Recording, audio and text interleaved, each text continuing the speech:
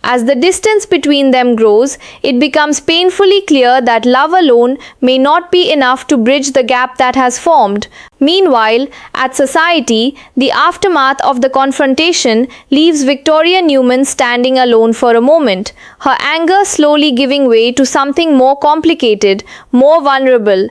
The fire in her defense of her father begins to flicker, replaced by the creeping realization that even loyalty has its limits, especially when the consequences are this severe. She exhales slowly, her mind replaying every word exchanged with Kyle Abbott, and for the first time, doubt begins to seep in. Not enough to break her resolve, but enough to make her question whether the situation is as simple as she's been insisting. When Kyle steps outside, the distance between them feels symbolic of something larger, a divide that neither of them knows how to cross. He looks back briefly, as if considering whether to say something more, something that might soften the edges of what just happened. But the moment passes and he walks away, leaving everything unresolved. Victoria watches him go, her expression hardening again, as if pulling herself back into the certainty she needs to keep moving forward.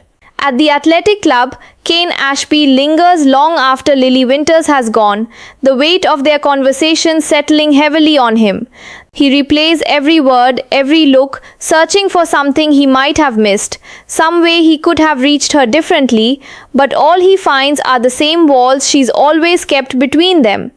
And yet, despite the frustration, despite the distance, there's no denying the truth he spoke. He still cares, perhaps more than he ever fully admitted, and that realization leaves him both determined and uncertain. Lily, on the other hand, moves through her own space with a restless energy, trying to focus on anything that might quiet the storm inside her. The revelation about her family, the confrontation with Kane, the growing pressure surrounding Malcolm Winters, it all feels like too much, too fast, and she struggles to find solid ground. She pauses, closing her eyes for a moment, as if trying to gather herself, but the emotions refuse to settle, leaving her caught between past and present, unsure which direction will hurt less.